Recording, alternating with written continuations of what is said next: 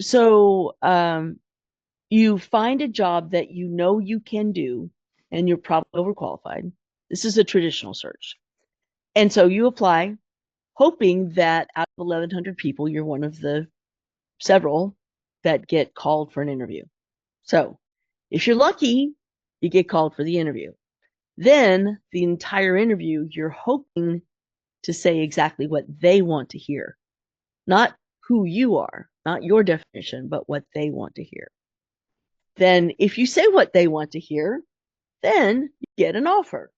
That offer is much lower than what you would expect, but you're happy to have the job, so you're not going to push back and you take the job. And within 3 to 6 months, you know everything there is to know and you get bored. So there's the traditional job search. And in fact, if you don't get the job, let's say people tell you that you don't interview well. If you don't get the job, then you keep rinse and repeat, hoping to get called for an interview, but you never get called. You don't get an email. You get nothing. There's like crickets. And then you don't know what's wrong. You don't know if it's your resume. You don't know if it's your LinkedIn. You don't know why you're not getting calls. So you start to apply for things a little bit lower and then a little bit lower. And as time goes on, a little bit lower until you're applying for things that you did 15 years ago and you know they're not going to pay you what you're worth. Yeah. But there's really nothing you could do. And so you go through that whole charade of wanting to tell them what they want to hear. Okay, so flip it 180 degrees. And that's what we do. So now it's defining who you are, what your strengths are, regardless of what you've done, regardless of what you're looking for. We want to know what defines you. We want to know how you are different than other people going after the same job if you had your perfect job. And then we help you find the companies that you would want to work in. And if you had your perfect job at the level that you're really qualified, who would be your boss in those companies? So then we help you find lists of those companies with lists of the people that would be managing your perfect job. Okay. Now, 92% get created because here's the number one factor.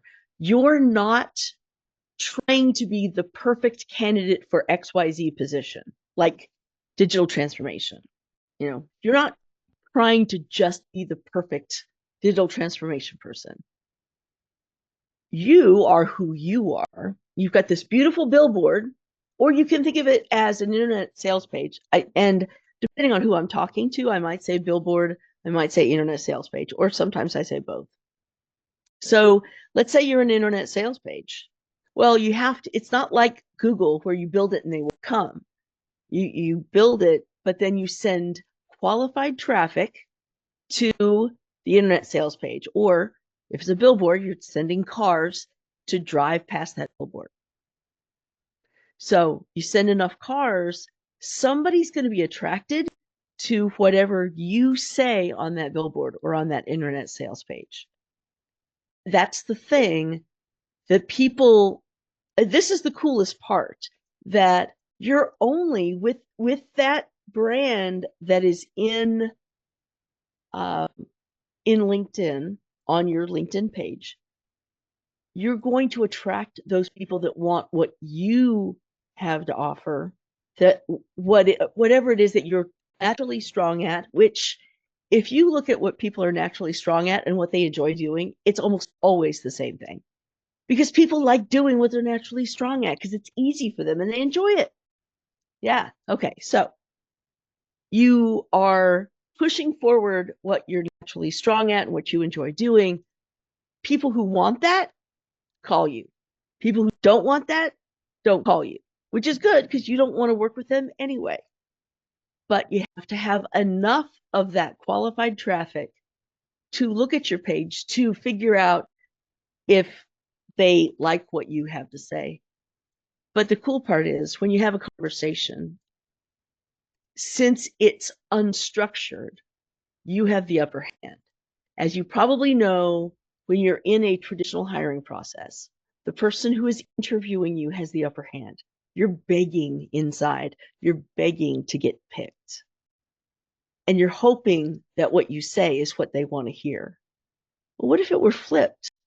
What if the conversations that you have in your job search in this method are with people that by the time they want to talk with you, they know you're looking for a job, they know what you're good at, they know the main problems you solve, the pain points that you make go away, and they're interested in that, and that's why they contact you. So they want to know, how do you solve that problem? And it's a problem that you love solving and that you're really good at solving. This is something that there's no competition because you're the only one they're talking to. And you can solve that problem so they understand you're an investment that's going to pay off big time for them. Now it's just a matter of, do they like you? Do they trust you? You know, the whole know, like, and trust factor. Well, the no piece is a done deal because now they know you. But also they got to like you and they got to trust you. So you got to be trustworthy and you got to be likable. It's one of the things, two of the things that we teach in interview coaching. So that is a completely different circumstance than applying for posted positions and hoping you get chosen, because you're in control. Most of our clients also, by the time they get a job offer, they're in multiple hiring processes. So they can use those conversations to say, well, I've got this other conversation going with this other company and they're a lot bigger. You know, is there any way that we could talk about a one-time signing bonus? Not saying what amount, because oftentimes they'll give you more than what you would ever ask for. So that's what you're painting a picture of, is for so many clients, if they're senior leaders, they would love that because they're in control of the situation, rather than being at the behest of somebody they don't know for a job that they can do in their sleep.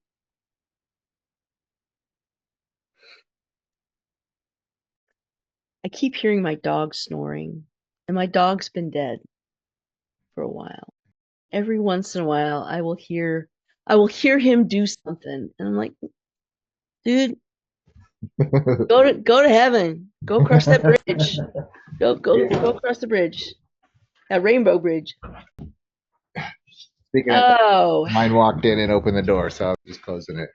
So yeah, that's really good. You know what I did is I took a highlight on that on Fathom. I'm glad I thought of put it, push, and record it, and that's good for not just me, but totally clip that. Yeah, you're right. I should.